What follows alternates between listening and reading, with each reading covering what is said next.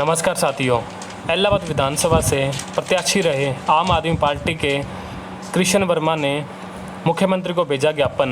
इलाहाबाद में Covid care centre बनाने की मांग रखी सामने। हमने एक एसडीएम महोदय के माध्यम से मुख्यमंत्री को ज्ञापन भेजा है और इलाहाबाद में 100 बेड का कोविड केयर सेंटर बनाने की मांग करी है। इलाहाबाद शहर और इसके इर्द गिर्द करीबन 1.5-2 लाख की आबादी है और यहाँ कोई भी कोविड सेंटर नहीं है। यहाँ से पेशेंट जो है वो सिरसा या अन्य शहरों में भेजे जाते हैं और उनको बहुत भारी भरकम खर्च उठाना पड़ता है और नुकसान होता है और जो समय लगता है इसके कारण डेथ भी बहुत ज़्यादा हो रही है।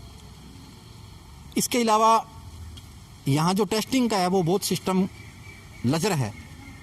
आज का दिया हुआ सैंपल 4-4 दिन 5-5 दिन तक नहीं आता, इतने में जो पेशेंट है वो बीत जाता है।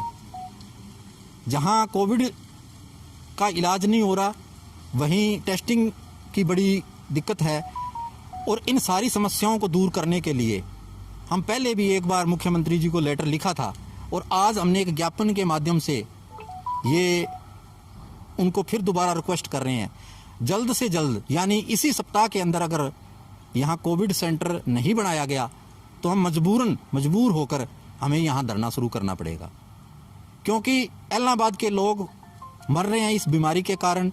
जो डेथ रेट दिखाई जा रही है इलाहाबाद के अंदर 4 की डेली की 5 की आ रही है, ये एक्चुअल में इतनी नहीं है, ये संख्या बहुत ज़्यादा है, क्योंकि ना ही तो टेस्टिंग हो रही और बहुत दूर दराज के इलाके हैं उनकी डेथ बहुत ज़्यादा हो रही है और लोग इलाज के लिए तड़फ रहे हैं। तो हमारी फिर से मांग है कि अगर इलाहाबाद जैसे शहर के अंदर आप कोविड सेंटर नहीं बना सकते तो गाँव का क्या हालात होंगे। तो इसी को लेकर आज हमने ज्ञापन दिया और एक बार हम फिर ये रिक्वेस्ट करना चाहते हैं। रिक्वेस्ट के साथ साथ हमारी एक ये चेतावनी भी है कि अगर हमें एक सप्ताह के अंदर इसका परिणाम यानी कोविड सेंटर नहीं बना तो हम मजबूरन इलाहाबाद में धरना शुरू करेंगे। यह जो कोविड-19 पिछले वर्ष से पहली लहर के तौर पर आया था और अब दूसरी लहर चल रही है, इसके दरमियान आप बीच में क्यों नहीं जागे? देखिए, लगातार हम पहली से लेकर लगातार हम इसमें हमारे जो मुद्दे थे उठाते रहे हैं और हमने इलाहाबाद क्षेत्र के अंदर लोगों को अवेयर किया और बाकायदा हमने ऑक्सीमीटर बांटे ताकि लोग अवेयर रहें।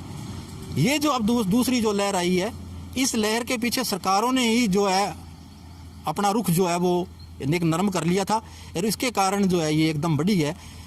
अब बढ़ तो गई लेकिन इस पर काबू भी पाना जो है वो सरकारों का काम है और सरकार जो अगर इस तरह की बातें सोचेंगी या इस तरह का जो है उपचार पर अपना जो रवैया अपनाएंगी तो मुझे नहीं लगता पर इस पर जल्दी से काबू होगा।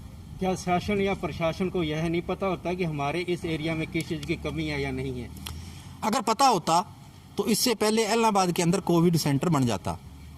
मुझे लगता है ना तो सरकारों को इस ओर पता है और ना ही प्रशासन जो है वो प्रयास कर रहा है।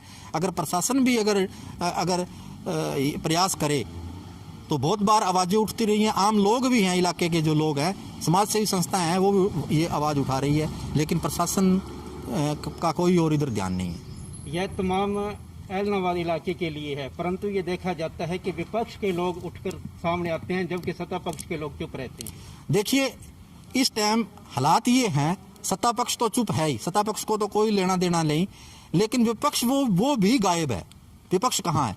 विपक्ष के अंदर जो लोग चुनाव लड़ने वाले हैं, जहाँ जो लोग विधायक बन गए थे वो आज चुप है।